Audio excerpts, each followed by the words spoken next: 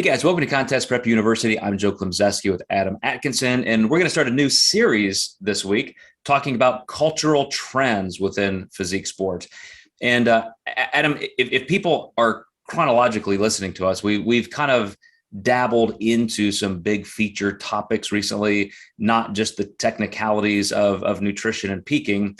And so I thought it'd be great to just kind of do a little bit of a historical comparison of what the sport used to be, what it's like today, and what we may see coming up in the future. So the first thing I think of, because I got involved in what I would call the soap opera of the sport, the community, and just really caring what's happening all the way back when I was 12, 13 years old.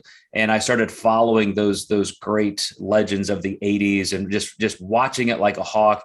It was inspiring to my journey. And yet, especially once I got into adulthood, my 20s and 30s, I always felt like this just doesn't mix with reality. Like everybody in the general population looks at the sport of bodybuilding as just a circus sideshow. And now I feel like that has changed quite a bit because we've kind of broadened the experience for a lot of people. We brought in things like figure and bikini and men's physique that are definitely more mainstream. So I'm curious what your perception is of just where does physique sport fit in culture at large? Yeah, I think everything's progressive. I think, in comparison, would people listen to electronica music had they not heard, maybe heavy metal or something really off the grid first? And I think you're exactly right. Having those in-between divisions bridge the gap between maybe more general population versus the extremists that are actually in bodybuilding or maybe women's physique. So now that you have bikini competitors who, essentially walk around like everyday fitness models, so to speak, respectfully. I mean, they work very hard. I think that has really just made everyone aware of all the divisions. I think it's made our society more aware of fitness, to be honest. And not only just the NPC, but I think some of the natural federations have done a good job at promoting the sport. And now that we have more participants, I just remember my client numbers from back in, 2002 or 2010, how many people were competing then versus, I want to say around 2013 was when bikini struck. And I didn't really feel like a coach until around then, to be quite honest. So I think popular by demand with the new divisions has definitely helped.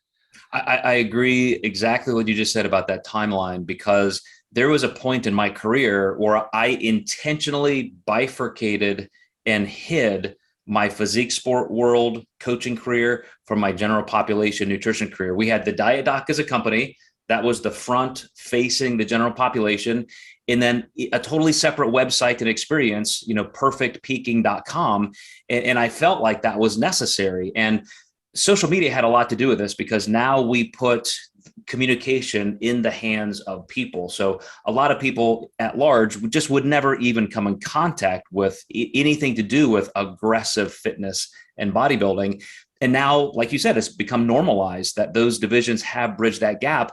And instead of thinking it's an oddity, as you said, I think a lot of people actually gain inspiration from it. And we have a lot of clients who will never even compete on a stage, yet they want to look like these people now. And so I really do think there's been just a homogenization of it. And I think that benefits a lot of people. Absolutely. And I think it's been awesome. It's been great for the sport. And, the competitions are much stiffer now than they used to be. Well, there was even a point in time where I kind of left coaching as a physique sport entity. And I just thought, okay, if these are not two things that really merge well, I'm going to pick this horse and ride it. This is what I love to do with the Diet Doc and programming for everyday people. And then as things started to blur, that line was just not there anymore.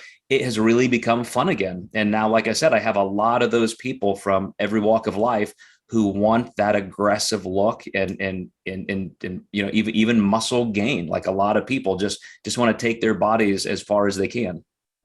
I'd say even more so now, I have people who sign up just to lose weight, and then they send that one email that's like, you know what, I'm really considering doing a show now. Right. And that's always a lot of fun when that happens.